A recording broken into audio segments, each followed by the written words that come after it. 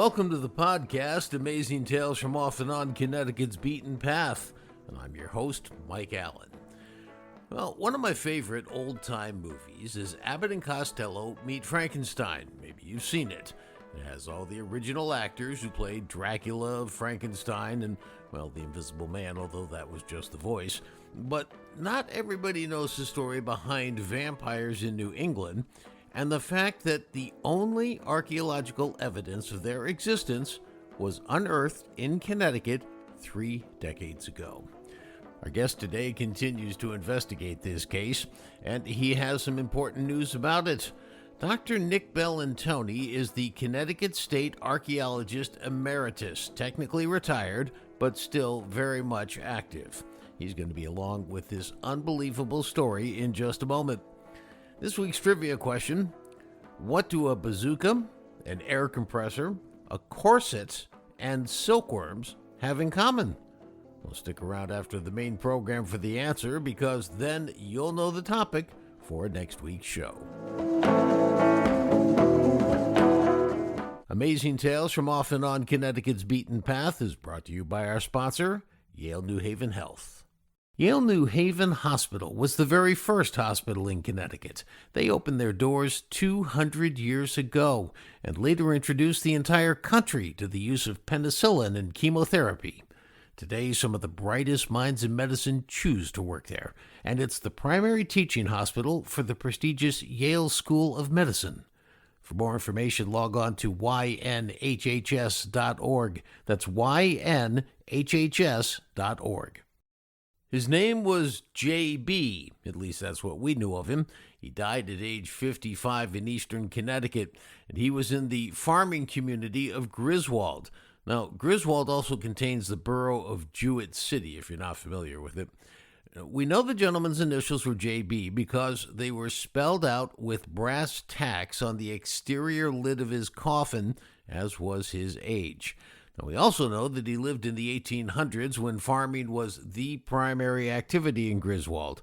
And oh yes, we do know one other thing about J.B. He was possibly a vampire. Well, at least that's what all the evidence points to after a bizarre incident from 3 decades ago involving a couple of kids playing in a sand and gravel mine.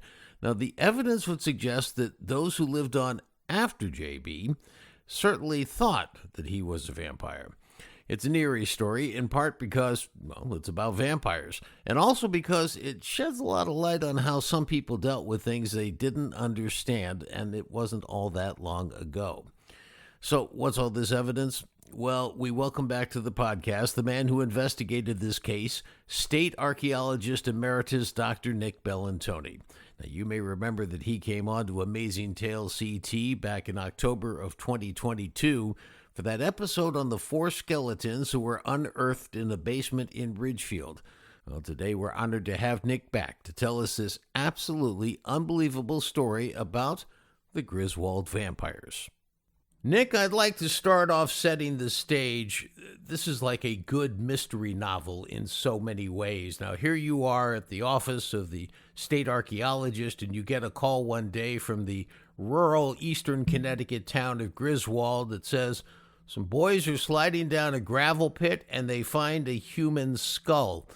I'm going to go out on a limb here and figure you didn't realize at the time that you were walking into a proposed or a supposed vampire case, did you? Oh, no, that was the least of our thoughts. Basically, you're absolutely correct. We were called in actually by the state police because when the boys sliding down the gravel pit found actually 2 skulls rolled down with them, they notified their parents. The parents notified the police. The police had originally roped off the area as a crime scene because at that point there was a serial killer by the name of Michael Ross, who was the last person to be put to death by the state of Connecticut. Many of his victims had not been discovered yet, and so they thought that possibly this might have been part of a modern criminal investigation. I got called in by the state police and the chief medical examiner's office when they realized that the bones may be old. That is to say, the skulls were partially deteriorated in terms of decomposition through time, which meant that the individuals were much older than a modern case. And that's when I got called in and went down. And what we did is we started rescue operations at the gravel bank to remove those individuals, hopefully in a professional and respectful way, so that we could study them and rebury them appropriately. Now, if you could explain for people what that was like. So your car drives up to the edge of this gravel pit.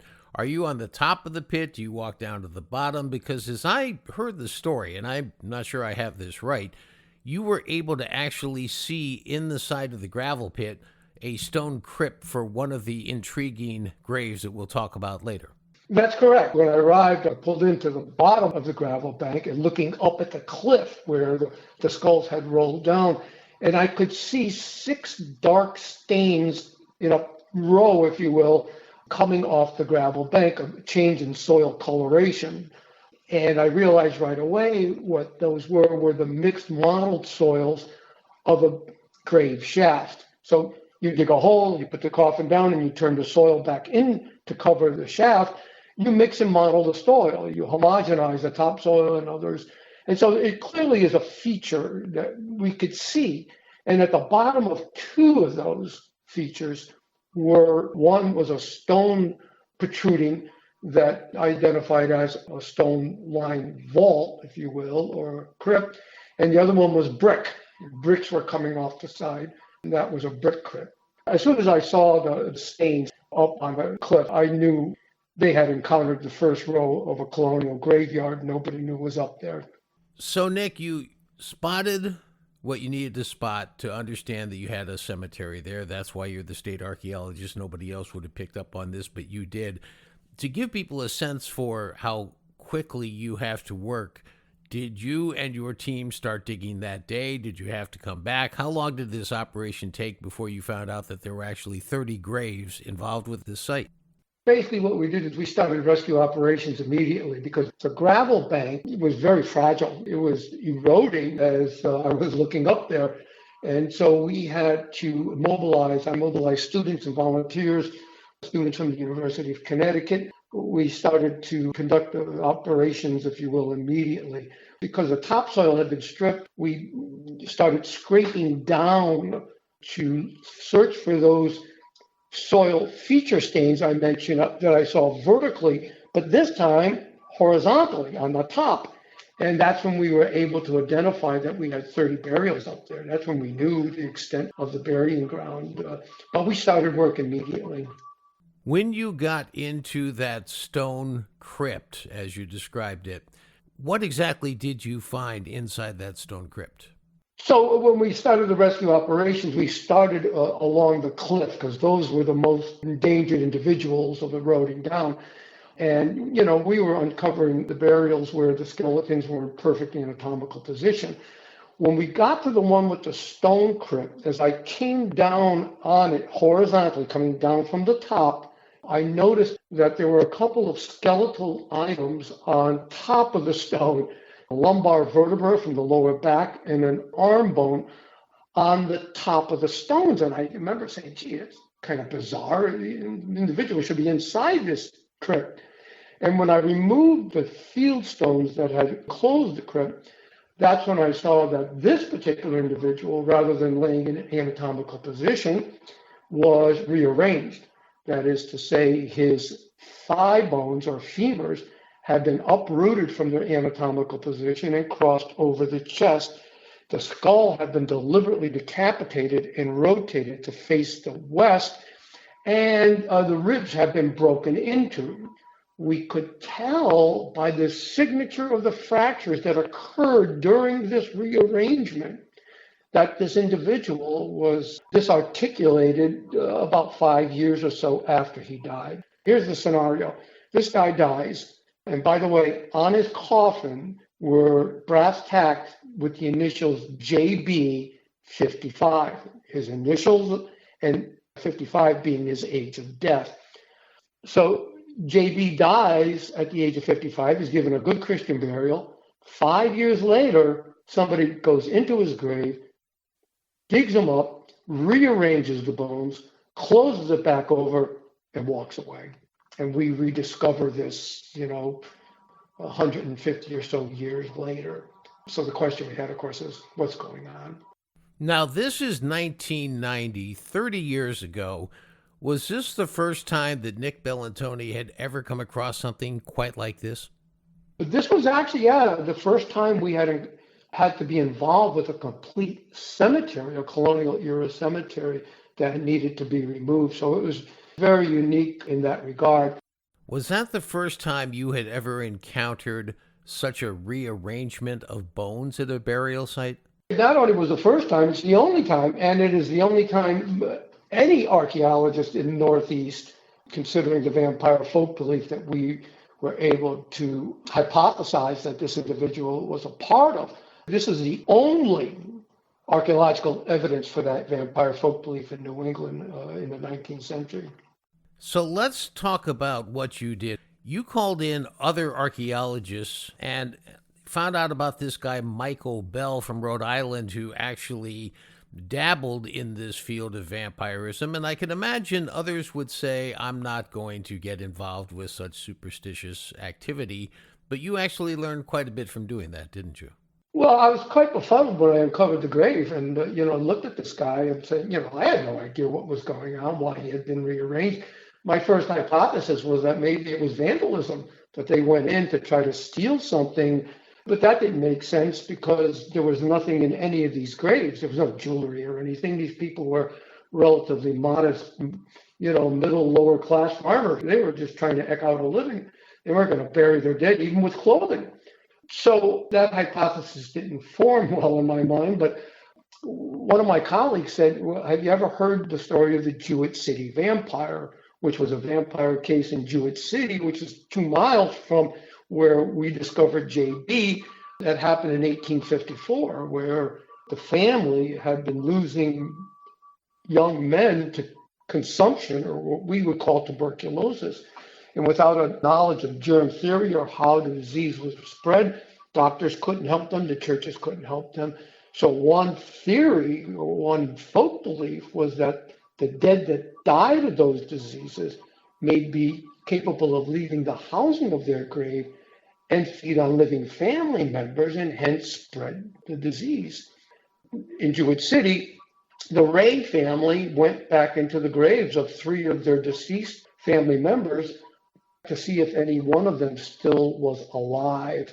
And that was determined by blood being in the heart. And basically, the last one that had passed recently, and the heart hadn't fully decomposed yet. So they interpreted that as being a sign of them being alive.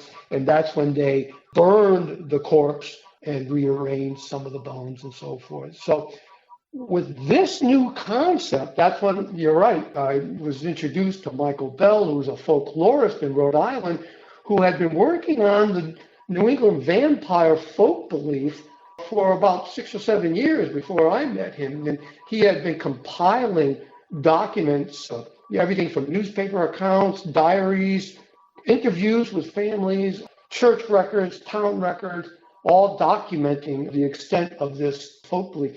And of course, then we discovered JB as the first archaeological evidence of it. So Michael and I have been collaborating for 30 years. We're still getting together and collaborating on this. That's fascinating. In fact, when you went back and looked at the arrangement of the bones and the broken rib cage on JB, one of the hypotheses was, if I had it right, that somebody tried to reach in and grab his heart. What we saw was that the ribs had been broken into. At this point, if they went back 5 years afterwards, the heart would have been decomposed by now. In fact, almost all the soft tissue might have been completely gone. But they had to be sure. So they clearly went into the chest cavity, what I suspect, looking for the heart. I suspect what happened is they didn't find it. And they had to make a decision. Is this individual undead and preying on his family, or is he not? And I think what they did is they kind of erred on the side of being very conservative. Let's put him to rest just to be sure. And that's why we see this dramatic rearrangement of JB. When you look at Michael Bell's historical accounts, while some of them do mention rearrangement, it's not as dramatic as this one is. But most of those accounts are situations where they went back into the graves within months and sometimes weeks, the individual having passed. 5 years later, there may not be any of the evidence they're looking for, but they're going to err in the side of caution. So he is dramatically rearranged. And yes, they broke into his chest. They were looking for his heart. Interesting. Now, you have the Rays in Jewett City. You have the Waltons, who's the Walton family farm that you guys had stumbled across at this gravel mine. And I'm sure it must have thrown you off a little bit to see these initials JB, because that certainly doesn't help with Walton. However, you did send the remains to a very specialized DNA lab in Dover, Delaware, I think associated with the military. And knowing what DNA can do today, has there been any connection made to any living descendant of the Waltons with this gentleman, JB? That's really part of the really exciting things that are going on. Basically, we had done DNA on JB, in the 1990s, but back then we had no database to compare it to. We took the DNA with the idea that if we ever had a suspected family for this B surname, we could compare descendants with that and see if we can get a match. However, now, because people give their DNA all the time to Ancestry and other DNA databases, we have these family databases now that we can use to compare. So our colleagues at the Armed Forces Medical Examiners System, the Armed Forces DNA Identification Laboratories in Washington, D.C., assisted us with new DNA, and certainly with the new techniques since the 1990s, a better quantification of those DNA with markers. And based on the family tree DNA project, we were able to come up with two matches, and they were both of the Barber family. On top of that, our researchers have found evidence of a John Barber who died in 1845 in Griswold. He had a son, Nathan Barber, who died at 12 years of age in 1826. Nathan, we also found a grave for with the brass tacks NB13. Turns out that John Barber came to Griswold in 1808. He lived to be 56 years of age. So we do believe now we might have a John Barber. And it turns out that John Barber was a neighbor of the Waltons in Griswold. And, the Barber family would have been very much aware of the Ray family. But there is a connection we're starting to discover and working on. But it looks now like we might even know who this individual was. That is absolutely fascinating. Can you also explain? I know you're not necessarily a medical doctor, but what is it about tuberculosis, which was called, as you said, consumption in the day? What is it about that led people to think that maybe the dead were coming back and slowly sapping the living with their death? The concept of vampire always seems to be the transmission of diseases. And this is because before germ theory, they had no idea, no awareness of how diseases were threatened. Here in New England, tuberculosis in the early 19th century was epidemic, especially among farming families, because farming families were large. They lived basically in, by today's standards, unsanitary compounds. They were large families. Tubercular victims were sitting at the table with family members, coughing and coughing, spewing up blood in some cases. And nobody's covering their face or their mouth. They had no clue. These same tubercular victims were sleeping in bedrooms, crowded bedrooms with 4 or 5 other brothers and sisters, coughing all night, spreading the diseases. So what was happening is not only the epidemic of this, but it was kind of epidemic within families. And the explanation of why certain families were being affected and maybe not other families, they could get no assistance from the medical community. Nobody had an idea. It's probably brought in by what sometimes are called quack doctors from Eastern Europe. And, they're basically telling people, if you want to stop the deaths, you need to get into the graves and find out which of your ancestors is mischievous. So that's an unbelievable concept. Could you imagine having to assess your family members one by one to make a determination as to which one of them would be mischievous enough to come back from the dead to nourish themselves off your other family members, and then make the decision to go into their grave, remove their heart, and then burn their corpse before reinterring them. Or, as in the case of JB, rearrange their skeletal bones in such a fashion as to be confident that you had warded off their ability to return to the land of the living and perform these mischievous activities.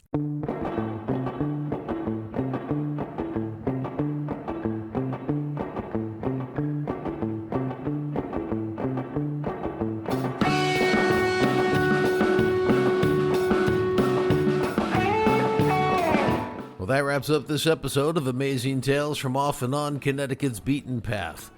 Well, it turns out that tuberculosis was prevalent in eastern Connecticut in the years that we were focused on in this episode, and so it seems that the mystery behind JB55 with his rearranged bones can finally be laid to rest. I want to thank our guest for today's program, Dr. Nick Bellantoni, Connecticut State Archaeologist Emeritus. The answer to this week's trivia question, well, the question was, what do a bazooka, an air compressor, a corset, and silkworms have in common? Well, the answer is they all played a role in Connecticut's unbelievable contributions to the U.S. victory in World War II. Now, those along with Pratt & Whitney aircraft engines, electric boats, submarines, and literally dozens of contributions from other firms. Well, next week on Amazing Tales, we're going to hear from the woman who literally wrote the book on these contributions, and she's going to spell out in some pretty unforgettable ways just how complex and important Connecticut's contributions were during the Great War. Amazing Tales from Off and On Connecticut's Beaten Path is a production of True North Associates, LLC. This is Mike Allen. Be safe and please stay healthy.